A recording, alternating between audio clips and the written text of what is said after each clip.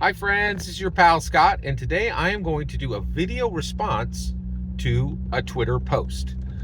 So I follow I follow quite a few TTRPG insiders on Twitter, and I recently kind of went back to Twitter to just kind of refresh. And I actually post to Twitter almost every single week, but I post in different ways than most people.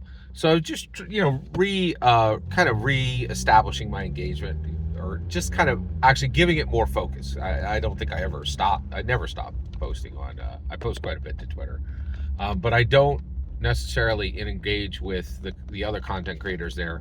And so I'd had a dip in that. So I went back and I'm like, I'm going to try to see what's popping on Twitter, right? So Harmony Ginger is still there, and she is a major voice there. So she covers. So she is. I don't want to say a D&D hater, but she's definitely anti-D&D, I think. She's one of these people who are like, just kind of grind their teeth that Dungeons & Dragons just utterly virtually destroys every OSR and every indie competitor. And there's this group of D&D, there's an anti-D&D group of pro OSR, pro indie creators. And they're in this tough spot because they're like, oh, D&D sucks for this reason. Hey, D&D sucks for this reason. D&D sucks for this reason. And then they hit this problem. They're like, okay, well, we all agree D&D sucks, right? I've just given you all these receipts. How D&D? So wait. Professor Dungeon Master just did a video that said when he went to Gen Con, he counted the number of non-company games that were being played, and the number for Dungeons & Dragons was 1,500, which was pretty much higher than like if you took half of them on the list, it wouldn't even equal D&D's, and that its closest competitor only had 500. Yeah, so it's beating its closest competitor by almost a factor of 3. You're like, yeah. So here's what Harmony Ginger said on her Twitter lately, and I want to address it. Right. So she says, I'm paraphrasing here. She said, "Thank you, WoTC, for destroying the WoTC RPG empire. WoTC shot themselves in the foot with the OGL crisis, and then they released a new edition when their older edition was at its peak of popularity," right? And then she's like, "So thank you, Dungeons and Dragons, for destroying. Thank you, WoTC, for destroying yourself, right? Because now you're defeated, and lots of people are playing alternative games, right?" And I'm like, nice try there. So first of all, this is completely wrong. So first of all, what's really incredible about the 2024 core rulebooks is it is brand new core rulebooks with no new addition. What is the 2024 core rulebooks? It's just D&D 5e. There's no 5.5, there's no 6.0, right? It's brand new core rulebooks with no new addition, 100% backward compatible. And what's the big deal about that? Well, it's literally never been done. Everybody else is like, oh, we need some new cash. Doesn't matter if the community needs it. 2.0, cha-ching. Cha-ching for us, the creators, and sad face weeping for everyone else, for the people, for the shop owners, and for everybody who has 40 books on their shelves that are now worthless trash, right? And Dungeons & Dragons actually just did. They were like, hey, we're going to cash in. We're going to get a whole bunch of new money for new core rule books, but that's okay because we gave you 10 years with the old ones, right?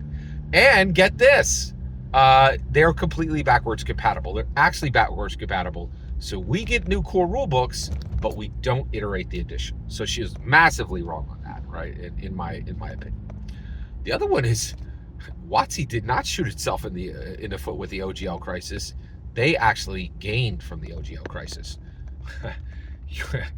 Oh, are you sure about that, Scott? Let's talk about Shadowdark, right? Shadowdark exists because of the OGL crisis. I'm not saying that.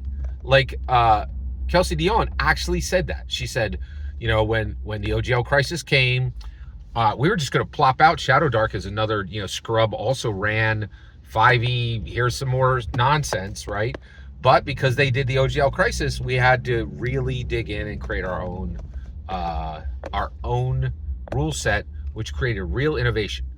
I will tell you right now, I was at Philadelphia Area Gaming Expo last year. That was the hottest game there, right? It was just it had the hottest vibe, right? It was It was huge, right? And it's been huge for like months. It's been huge for a couple years now, and that's that's because of Dungeons and Dragons. The other thing is we're here like okay, so the OGL crisis. She's right. It was Harmony Ginger is right. It was a major event. People were like, we're furious, and now somebody's coming to take your to knock you off the hill, Dungeons and Dragons, and 3 companies tried, right? Critical Role tried with Daggerheart. I think it was Cobble Press tried with Tales of the Valiant, and MCDM tried with Draw Steel, right? And here we are. They're all out, right? You could get all these games now. None of them emerged as a D&D killer. Daggerheart came very close, actually. And this is my entire point. This is the entire point of the video.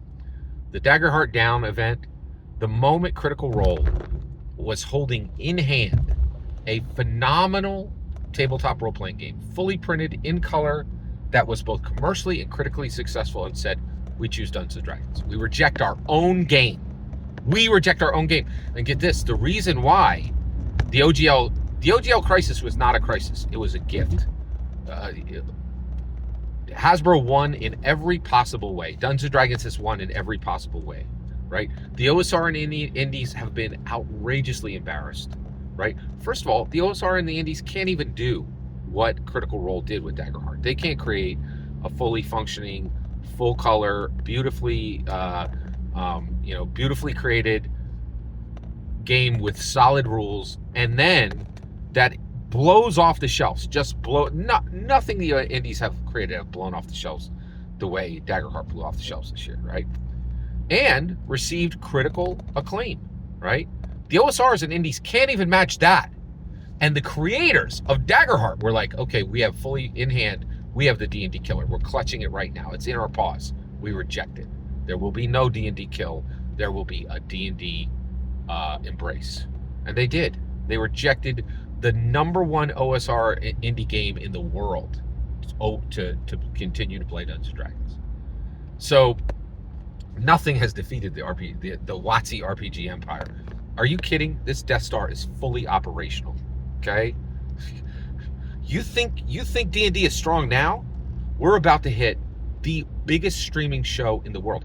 I saw something on Twitter. They were saying that they think they spent almost $500 million on one season, right? Like each season is like $60 to $80 million. It's like through the roof, and it's going to be nothing but a gigantic advertisement for Dungeons and Dragons, right? Right now, Welcome to the Hellfire Club is about to drop on the shelves, right? Like the OSR and indie have received their most sound, embarrassing defeat in the history of tabletop role-playing games. D&D was winning, and now they are winning way harder than they've ever won before. Harmony Ginger could not be more wrong.